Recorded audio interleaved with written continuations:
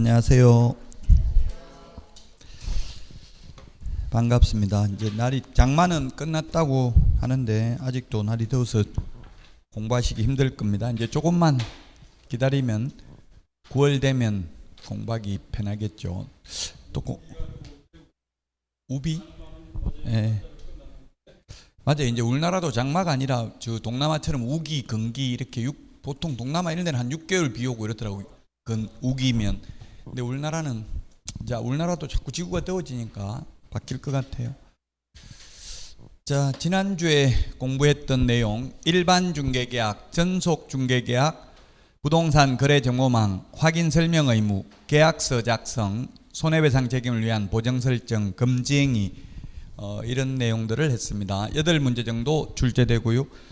오늘 하는 내용도 이제 중개보수 2문제입니다. 계산하는 거 1문제, 일반적인 내용 1문제, 행정처분 2문제, 행정벌 2문제 하면은 6문제, 협회 1문제 7문제, 교육제도 8문제, 포상금, 수수료 합해서 1문제 하면 9문제, 역시 8문제 이상 출제되는 파트입니다. 오늘도. 자, 먼저 보수 청구권입니다. 제가 며칠 전에 저기 성남에서 이틀 동안 연수교육을 했는데 분당 한 2,300명 정도 되더라고요. 성남시가 개업공개사. 근데 연세 드신 분들은 아직도 보수라고 해도 수수료 중개업자 이렇게 하시더라고요. 2014년도에 바뀌었는데도 이 개업공개사의 공신력을 높여주기 위해서 이렇게 수수료를 보수라고 했습니다. 성남도 다 이게 1973년까지는 광주군이었더라고요. 광주군 하나의 면이었더라고. 성남이 면인데 낙생면 뭐 이런 면 하나가 지금 이렇게 시가 됐더라고요. 그 성남이 이제 저도 강의하려고 공부해 보니까 재밌더라고요. 이 청계천 철거민들 20평씩 주가지고 그냥 집 다 지어가지고 주는 줄 알았더니만 이주시키는데 그냥 빈 땅만 줘가지고 천막 치고 살았더라고요. 보니까 분양가 평당 2,000원이더라고요. 20평 4만 원 주고 4만 원 그것도 뭐 1년 거치 10년 분할 상환 너무 비싸니까 바로 못 내고 그런 식으로 해가지고 4만 원 주고 20평 사가지고 제 친구가 그 성남에 은행동 저 남한산성 밑에 사는데 보니까 10억 넘더라고. 그 20평짜리 한 3층짜리 올려가지고 그게 그때 50년 전에 4만 원 했더라고. 4만 원. 1973년도에 땅값이. 그 성남이라는 말 뜻이 남한산성 남쪽이라는 뜻이더라고. 성남에 보니까. 그러니까 한 10,000배 정도 올랐어요. 땅값이 10,000배. 50년 만에 10,000배. 그 화폐 가치는 자꾸 떨어지고 그래도 부동산 사놓는 게 낫겠죠. 아무도 현금 가지고 있었으면 그 뭐 10,000배, 4만 원짜리가 지금 4억이면 10,000배 정도 올란 거잖아요. 4만 원, 40만 원, 400만 원, 4천만 원, 4억. 10,000배인가 1,000배인가 10,000배 정도 되죠. 한 10,000배, 10,000배나 올랐어요. 예. 그래서 아무래도 돈으로 현금으로 가지고 있는 거는 바람직하진 않겠죠. 뭐 예금해놔도 뭐 이자 그렇게 높진 않으니까. 자, 어쨌든 중개보수 청구권은 중개의뢰시 발생을 하고요. 약정이 없더라도 상법상 상인이기 때문에 당연히 받을 수 있습니다. 다만 중개보수 받는 거는 계약이 성립되어야 하고요. 개업공개사의 고의 또는 과실로 무효 취소 해제되는 경우에는 소멸합니다. 자, 중개보수는 주택의 경우 최대 0.7, 매매는 임대차는 최대 0.6 범위 내에서 협의하도록 되어 있습니다. 그 연수교육을 하니까 소속공개사 한 분이 엄청나게 내가 중개해가지고 엄청나게 많이 올랐다. 그래서 매매 0.7 달라고 하니까 0.7 범위 내에서 협의하게 돼 있잖아. 이러면서 0.01% 준다고 하는데 이거 어떻게 하면 됩니까? 그러더라고요. 분당구청에 물어보니까 협의니까 뭐 협의하게 돼 있으니까 0.01%도 그 범위 안에 드니까 뭐 그렇게 주장할 수 있다 이러더라고요. 그래서 저보고 협의 안 되면 어떻게 하냐. 협의 안 되면 소송해야 된다. 소송하면 다 받습니까? 소송하면 판사는 업무 기여 정도, 그 거래계약 성립에 얼마나 기여했는지 등을 종합적으로 고려하여 사회통념상 판단하는데 보통 한 50%, 만약에 0.7이면 한 0.3% 이 정도 보통 판례가 되더라고요. 소송비 정도는 빼준다고. 변호사비 이런 거는 만약에 우리 계약금 못 돌려받으면 계약금 10억 끌었는데 원래는 안 돌려줘도 되잖아요. 근데 돌려달라고 소송하면 일부 돌려주라고 그래요. 판례는 소송비 정도는 빼준다고요. 원래 법적으로는 안 돌려줘도 되지만 마찬가지로 그래서 자꾸 저한테 뭐 내가 소개해서 엄청나게 많이 올랐는데 이럴 수가 있냐 그러더라고요. 그래서 저한테 그러지 말고 그 손님한테 그걸 어필해가지고 좀 달라고 해야 돼. 뭔가 불만이 있는 거 뭐 잘못한 거 없어요. 제가 이렇게 물어봤어요. 잘못하고 그러면은 안 주려고 하죠. 뭔가 손해봤다고 생각하면. 그러니까 어쨌든 이게 좀 문제이기는 해요. 협의라는 말이. 그래서 경기도 조례에서는 이 협의라는 말을 뺐었어요. 그랬다가 역풍을 맞아가지고 경기도 의회 홈페이지가 마비될 정도였어요. 국민들이 뭐냐 이렇게 해서 다시 재개정을 했어요. 조례를. 그래서 지금 협의라는 말이 다 들어갔어요. 조례에 협의. 골 아프다고 그래. 무조건 0.6, 0.7 줄 줄 알았는데 나중에 협의니까 0.01%밖에 못 주겠다 이렇게 나오면 골 아프다고요. 백화점 물건도 정가제인데 우리는 정가제가 아니라 깎는 것만 가능합니다. 더 받는 건 안 되고요.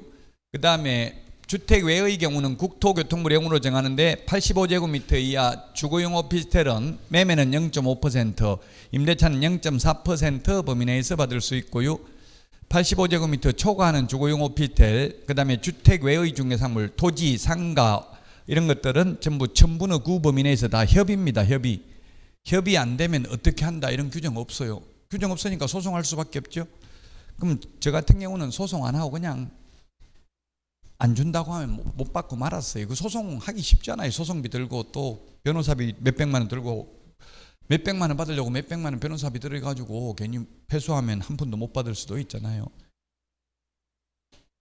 자, 중개보수는 우리나라는 거래 당사자 쌍방으로부터 각각 받습니다. 그래서 계산한 금액에서 곱하기 2를 해야 됩니다. 매도인, 매수인, 임대인, 임차인 모두 다에게 받을 수 있습니다. 물론 한도액이 있으면 산출액보다 한도액이 낮으면 한도액만 받을 수 있습니다.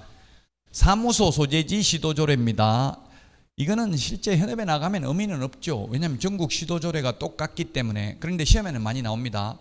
중개대상물 소재지가 아니라 사무소 소재지입니다. 사무소 소재지 시도조례고요. 겸용주택인 경우에는 주택의 면적이 2분의 1 초과가 아니라 이상인 경우 전부 주택에 대한 보수를 적용합니다. 그 기출문제 3번 정도 주택의 면적이 3분의 1인 경우 이렇게 시험에 나왔어요. 세 문제가 3번이. 주택의 면적이 3분의 1인 경우는 주택 아니죠? 주택 외니까 곱하기 0.9%입니다. 주택의 면적이 3분의 1 해놓고 또 밑에 보기에 조례까지 시도조례 주택에 대한 조례까지 나와 있어요. 그 수험생들 항의하더라고. 그럼 조례 왜 내놨냐? 주택도 아닌데 저보고 묻더라고. 제가 냈냐? 문제 기출문제인데 이렇게 하고 싶은데 그 말은 못하고 그냥 뭐 어쨌든 뭐 그렇게 헷갈리게 하려고 일부러 그렇게 낸다는 이야기 함정으로. 어쨌든 주택의 면적이 2분의 1 이상인데 또 분수가 전혀 안 돼가지고 3분의 1이 2분의 1보다 큰 거 아니냐 뭐 이렇게 물으면 저는 그거 설명 못하죠. 그건 수학적 기초가 돼 있어야 되니까. 어쨌든 2분의 1 이상이면 초과가 아니라 2분의 1 이상이면 전부 주택에 대한 보수를 적용합니다. 지급 시기는 당사자 약정인데 약정이 없으면 거래대금 지급이 완료된 날이 되겠습니다. 보수 외에 부가가치세는 받아도 된다. 일반가세사업자라면 10%, 간이가세사업자라면 4% 받아도 됩니다.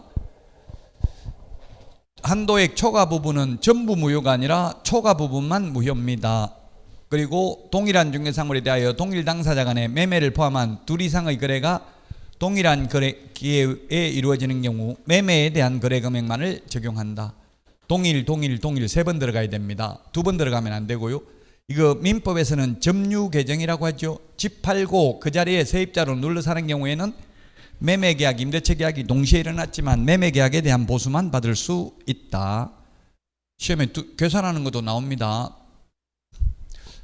자, 그 다음에 매매는 매매대금이고요. 분양권은 실제 납입액 더하기 프리미엄까지 합산을 합니다. 교환인 경우에는 거래금액이 큰 걸 기준으로 합니다. 중개보수가 큰 걸 기준으로 한 게 아니라 거래금액이 큰 걸 기준으로 합니다. 또 어떤 분이 연수교육하니까 참 질문하라고 하니까 이 월세 보수 너무 낮다. 전세에 비해서 곱하기 70하고 이게 너무 낮다. 막 저한테 항의하더라고. 저한테 하지 말고 원희룡 국토부 장관한테 하세요. 이게 국토교통부령이니까 뭐 제가 만든 것도 아니고 왜 저한테 하는데요? 하려다가 그렇게 못하고 그냥 말은 그렇게 나오는데 결국 못하고 예 알겠습니다. 저 그냥 받아주고 투정 부리는 거니까 그냥 예 그렇죠 힘드시죠 그냥 뭐 이렇게 하고 말았어요. 제가 만든 건 아니고요. 국토교통부령으로 정해져 있어요. 월세인 경우 보증금 더하기 이게 곱하기 100인데 옛날에는 곱하기 계약기간 월수였어요. 개정되기 전에는. 그러면 보통 원룸 같은 거는 1년 계약했거든요. 그럼 곱하기 12 했어요. 옛날에. 그러다가 곱하기 100을 하니까 10배 올랐다. 너무 많이 올랐다. 이렇게 막 인터넷 댓글이 많이 올라와가지고 단 소액 임차 있는 경우는 곱하기 70으로 바꾼 거예요. 5천만 원 미만이면. 이 개정된 취지가 원래는 무조건 곱하기 100이었어요. 보증금 더하기 월세 곱하기 100을 한 금액이 5천만 원 미만 이하가 아니라 미만이면 곱하기 70을 하는 걸로 규칙을 정한 겁니다. 왜 70이냐 60도 아니고. 그럼 규칙을 그렇게 정했으니까 그건 암기해야 되죠. 곱하기 70은.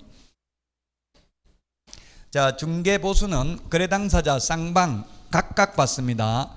미국 같은데 뭐 외국 선진국은 대부분 매도인한테만 받더라고요. 근데 우리나라는 웃기는 게 외려 호갱노노 이런 데는 매도인한테는 50%만 받아요. 아예 매도인한테는 안 받는 데도 있어. 매수인한테만 받고. 우리나라는 제가 볼 때는 차라리 받으려면 매도인한테 받는 게 낫죠. 매도인은 아무래도 돈 남기고 팔아먹었을 가능성이 많은데, 근데 우리나라 구조는 현실은 보면 전부 매수인한테 받는 경우가 많고요. 아니면 법적으로는 쌍방으로부터 각각 받을 수 있습니다. 근데 실비는 만약에 등기사항 증명서 발급 비용은 권리 이전 의뢰인한테 받을 수 있습니다. 중개보수는 약정이 있으면 약정에 따르고 약정 없으면 거래대금 지급이 완료되어야 하고요. 실비, 실제 들어간 돈이 실비잖아요. 실비 포장마차, 실제 들어간 돈. 중개보수는 권리금은 제외된다. 이 말은 권리금 알선하고 받는 돈은 중개보수 아니기 때문에 많이 받아도 상관없다는 뜻이고요. 계약금 등의 예치 권고제도와 관련되는 실비는 취득의뢰인, 매수의뢰인, 우리 암기 프린트 52번 19번까지 있는데 아마 15번, 16번에 있을 것 같은데요. 이 계약금 등의 예치 권고제도와 관련되는 실비는 매수 임차 의뢰인에게 등기사항 증명서 발급 비용 등 권리관계 등의 확인에 소요되는 실비는 매도 임대 의뢰인에게 받을 수 있습니다. 자, 133페이지 문제 보도록 하겠습니다. 133페이지 문제. 개업공개사 갑은 B씨의 소재는 을 소유의 오피스텔 85제곱미터 이하네요. 그 다음에 상하수도 주거용 오피스텔입니다. 매도하려는 을과 매수하려는 병과의 매매계약을 중개하였다. 갑이 받을 수 있는 중개보수 및 실비에 대해서 옳은 것입니다. 33회 기출문제입니다. 갑이 을로부터 받을 수 있는 실비는 A씨가 속한 시도조례에 무슨 시도조례라고 했어요? 사무소 관할이라 했죠? 사무소가 A씨에 있으니까 맞습니다. 실제 이런 걸 출제하는 것은 교수들은 현업을 안 해봤기 때문에 시도조례가 다를 수도 있잖아요. 이론적으로는. 근데 현실은 똑같아요. 16개 시도가. 그래서 이거 의미는 없지만 시험에는 이렇게 자주 나옵니다. 사무소 관할 시도조례라고 했어요. 중개대상물 소재지가 아니고. 이론적으로는 이게 맞습니다. 그 다음에 갑이 병으로부터 받을 수 있는 중개보수 상한요율은 거래금액의 1000분의 5다. 매매니까 1000분의 5, 임대차는 1000분의 4죠. 주거용 오피스텔인 경우 뭐 1000분의 5, 1000분의 4 이건 암기해야 됩니다. 주거용 오피스텔 85제곱미터 이하 주거용 오피스텔은 매매는 0.5, 임대차는 0.4, 0.4, 0.5, 1000분의 5, 1000분의 4 같은 말입니다.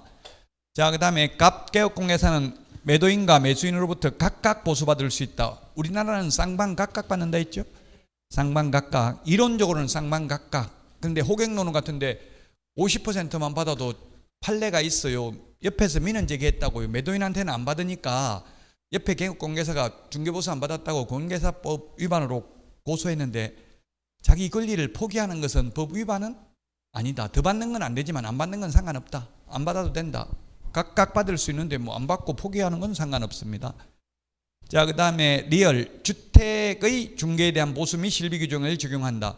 오피스텔 이게 주택이냐 주택 아니냐 이거 규정은 공부상 용도입니다. 실제 사용 용도가 아니고요. 오피스텔을 주택으로 사용해도 실제 주택으로 사용했다고 주택이 아니에요. 공부상 용도입니다. 그래서 주택 외의 보수를 적용합니다. 그 대신에 85제곱미터 이하 주거용 오피스텔인 경우는 주택에 준하는 보수를 받는다고 주택 외를 적용하지만 매매는 0.5, 임대차는 0.4라고 규정을 해서 그래서 85제곱미터 초과하는 주거용 오피스텔 85제곱미터 이하 업무용 오피스텔, 토지, 상가, 임목, 공양재단, 광업재단 이런 거는 전부 매매는 0.9, 임대차는 0.8 제8 범위 내에서 당사자 협의가 되겠죠. 자, 그래서 기억니언티그 4번이 정답이 되겠네요. 5번은 오피스텔은 주택 외의 규정을 적용합니다. 주택 외. 주택 외지만 주택에 준하게 매매는 0.5, 임대차는 0.4입니다. 134페이지 134페이지 2번 문제입니다. 2번 문제 틀린 것입니다. 자, 아파트 분양권의 경우에는 총 분양대금 틀렸죠? 총 분양가가 아니라 분양가 5억이라도 계약금 5천만 원 들어간 상태에서 프리미엄 5천만 원 붙었다면 납입한 금액, 그러면 이게 뭐 시험은 아닌데 그냥 참고로 만약 혹시 이제 현업에서 물을 수도 있으니까 만약에 아파트를 분양권인 상태에서 증여할 경우에는 분양가 전체를 50% 제가 이제 와이프한테 50% 지분을 증여했는데 신고하러 가니까 50% 그럼 분양가가 만약 4억이면 4억의 50%인 2억을 준 걸로 되겠어요? 아니면 지금 뭐 중도금 3번 들어간 상태에서 주면은 3번 지금까지 들어간 상태에서 돈 준 걸로 될까요? 어떻게 되겠어요?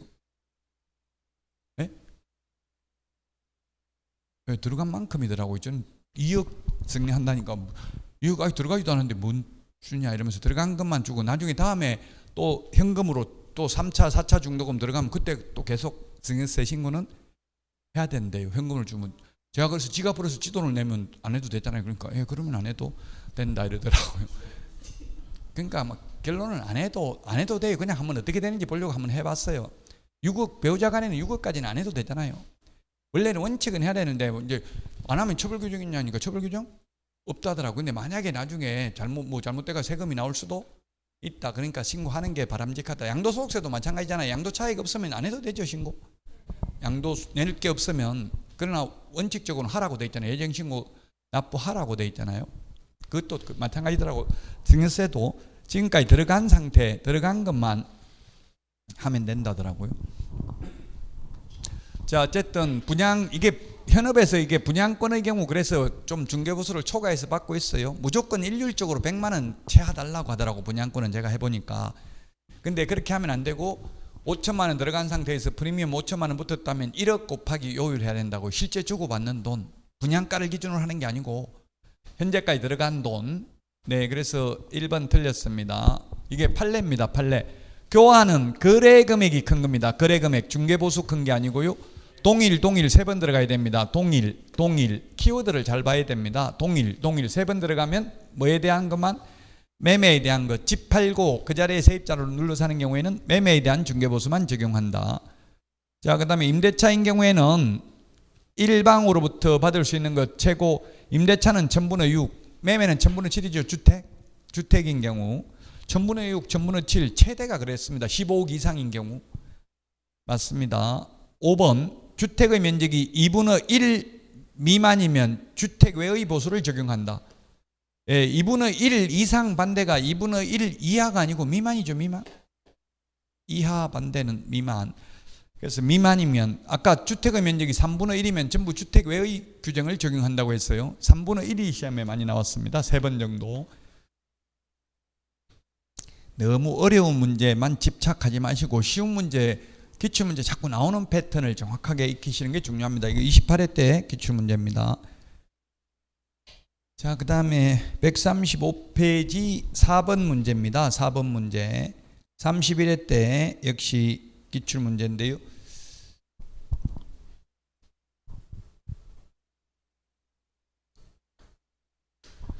옳은 거네요. A시의 사무소 둔 갑은 B시에 소재하는, 그럼 B시조례가 아니라 사무소가 A시에 있어요. 지금 잘 봐야 돼요. 이게 민법 패턴이 이렇게 나오는데 갑을병 ABC 이렇게 나오면 헷갈리잖아요. A가 어딘지 B가 어딘지 또 봐야 되니까. 자, B시에 소재하는 을 소유의 건축물, 제가 아까 3분의 1 시험에 많이 나왔다 했죠. 3분의 1이면 주택 아니죠? 주택 아니라고요. 3분의 1 많이 나왔다고 했어요. 3분의 1에 대하여 을과 병 사이의 매매계약과 동시에 을을 임차인으로 하는 임대차 계약을 중개하였다. 갑이 받을 수 있는 중개보수의 설명에 대해서 옳은 것은 매매에 대한 것만 봤죠. 동일 쓱 들어가면 임대차는 볼 필요 없죠. 자, 그래서 각각 중개보수는 거래 당사자 쌍방으로부터 각각 받는다. 쌍방으로부터 각각. 자, 그 다음에 갑은 B씨 사무소 소재이죠. B는 지금 중개사물 소재이잖아요. A씨 있죠. A씨 사무소 관할 시도조례. 그래서 B, 니은은 틀렸고요. 매매계약, 디귿은 맞죠. 동일 세 번 들어가면 매매에 대한 거래 금액만 적용한다고 했죠. 집 팔고 그 자리에 세입자를 눌러서 하는 경우 맞습니다. 이 경우 주택에 대한 보수를 적용한다. 3분의 1이 주택이면 주택 아니라고 했죠. 틀렸습니다. 그래서 기억 디귿 2번이 답이죠. 기억 디귿.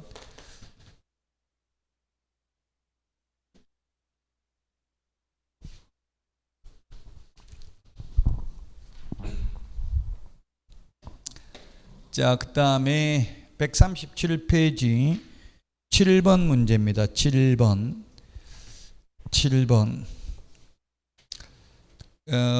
개업공개사가 다음과 같이 주택임대차를 중개하였을 경우 받을 수 있는 중개보수의 최고 한도액은, 글자가 왜 이렇게 이상하게 됐는데, 최고 한도액은 얼마냐 했는데, 계약기간 2년 1,500만 원 월차임 30만 원 곱하기 100을 하면은 4,500만 원 값밖에 안 되니까 곱하기 100을 하는 게 아니라 5천만 원 미만 나오면 70 한다 했어요. 37은 21, 2,100만 원 더하기 1,500만 원 하면 3,600만 원. 3,600만 원 곱하기 요율이 얼마라고 되어 있어요? 요율이 3,600 미만이면 0.5%네요. 0.5.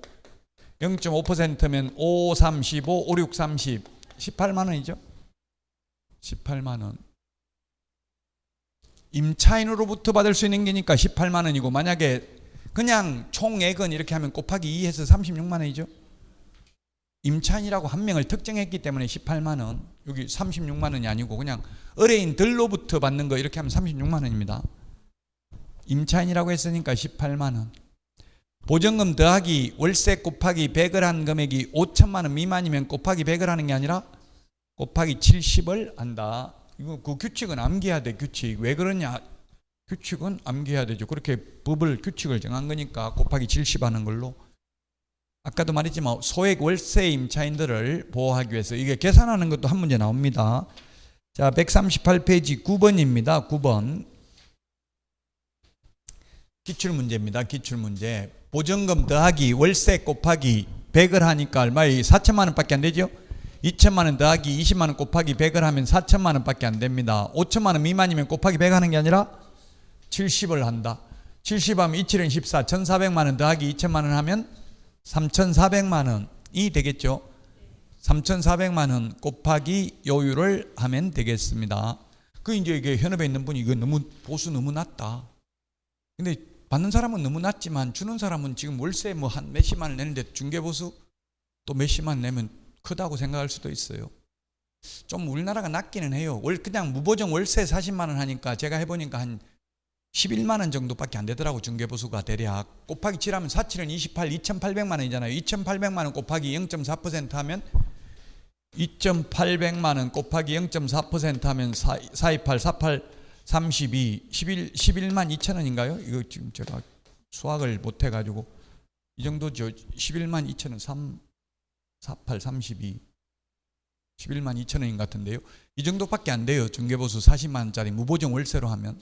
제가 중개업을 해봤기 때문에 이거 대략 한 11만 원 정도밖에 안 되더라고요. 근데 이런 거는 그 대신에 하기가 쉬워요. 중국 동포들 주로 하는데 뭐 하루에도 몇 건씩 한다고 이거. 그러면 주인들은 좀 많이 줘요. 한 30만 원 줘요. 주인은. 자, 3,400 보증금 더하기 월세 곱하기 100을 한 금액이 5천만 원 미만이면 곱하기 100을 하는 게 아니라 곱하기 70 한다. 그럼 27은 14, 1,400만 원 더하기 2천만 원 하니까 3,400만 원이 된다. 기준금액은, 적용되는 거래금액은. 자, 다음은 140페이지 11번입니다. 11번. 틀린 것은 주택임대차는 최대 천분의 6, 매매는 천분의 7 범위 내에서 시도조례로 정합니다. 이게 국토부령에 있고요. 자, 그 다음에 2번은 아파트 분양권인 경우에는 분양가를 기준으로 하는 게 아니라 현재까지 납입된 금액에 곱하기 요율을 합니다. 그건 좀 이해가 안 되는 게 지금 제가 분양받은 건 전매가 안 되는, 전매 제한 3년 동안 전매가 안 되는데 또 승인은 되나 보더라고, 배우자한테. 저는 안 됐으면 좋겠던데 된다고 하니까 또 안 해줄 수도 없잖아요. 아예 전매 안 될 때는 승인도 안 된다고 하면 좋을 텐데 자꾸 하라고 연락이 와. 이게 문자 같은 거 배우자 부부 공동 명의로 하고 싶은 사람 한 달에 한 번씩 명의 변경 가능하다고. 그러니까 처음에는 모르고 가만히 있다가 자꾸 오니까 해달라 하더라고. 근데 같이 살면서 안 해준다고 하기는 어렵죠. 해달라고 하면.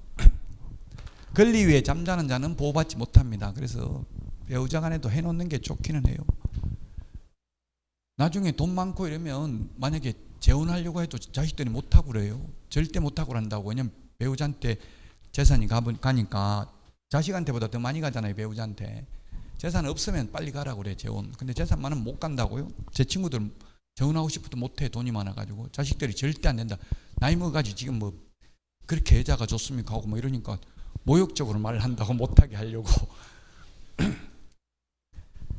가려면 돈 다 주고 전부 다 미리 다 자식들한테 주고. 못해요. 자식 눈치 보이던데 저도 마음대로 못해요. 또 두 명이니까 둘 다 서로 눈치 보여요. 이게 뭐 한 사람한테 줄라 해도 눈치 보이고. 그렇죠. 그러니까 돈 많으면 골 아파요. 예.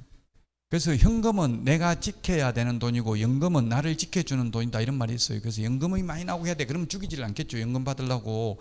근데 현금 많이 가지고 연금 한 푼도 안 나오면 그냥 죽어버리면 그냥 일시적으로 현금 자기가 다 가지니까 현금을 안 가지고 있고 연금 나오겠다 하는 게 좋아요, 나이 먹으면.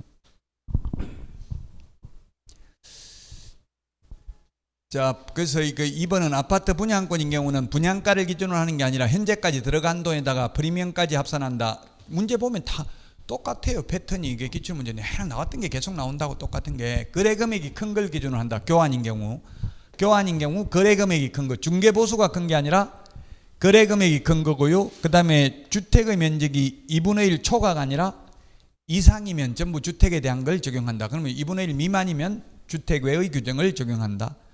자, 그 다음에 5번은 똑같은 계속 나왔던 거죠. 85제곱미터 이하 주거용 오피스텔은 매매는 0.5, 임대차는 0.4%. 암기해야 됩니다. 0.5, 0.4. 왜 그런지 물으면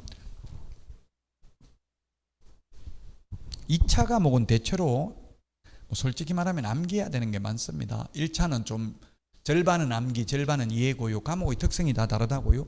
자, 14번입니다. 142페이지 14번 문제입니다. 주택의 면적이 3분의 1이네요. 주택의 면적이 3분의 1. 주택 아니죠. 주택의 면적이 3분의 1이면 2분의 1 이상이면 전부 주택이라고 했잖아요. 3분의 1이니까 주택 아니라고요. 그럼 매매와 임대차를 동일이면 매매에 대한 것만 적용받죠. 자, 매매 대금 1억입니다. 1억. 합의된 거 보수 100만 원입니다. 법정 보수 초과해서 합의해도 초과 부분은 무효죠. 최대 0.9잖아요. 주택 외니까 0.9면 90만 원이잖아요. 100만 원 약속해도 10만 원 줄 필요 없다. 답 90만 원이네. 90만 원. 볼 것도 없이. 이런 거 밑에 나와 있네. 이게 조례. 그 왜 저보고 항의하더라고. 조례 왜 이거 해놨냐. 어차피 조례 볼 필요도 없는데. 헷갈리라고 해놓은 거라고요. 조례 볼 필요. 주택 아니니까 조례 볼 필요도 없죠. 주택 아니면 0.9%라고. 0.9% 한쪽에 받는 게 100만 원 약속해도 초과 약속한 건 줄 필요 없다. 지금 쌍방으로부터 받는 게 아니라 갑으로부터 받는 거잖아요. 갑. 쌍방 총액은 하면 180만 원이죠. 총액은 180만 원인데 여기 보기에 180만 원도 없네요. 기출 문제입니다. 이것도.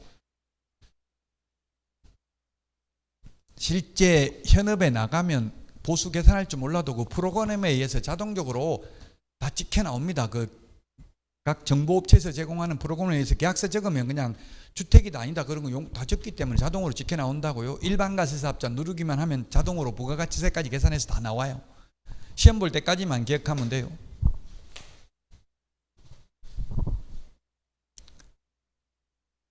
자, 여기까지 하고 쉬었다가 이제 중개보수하고 쉬었다가 144페이지 지도감독 보도록 하겠습니다. 오늘 내드린 10문제 미리 좀 풀어보시기 바랍니다.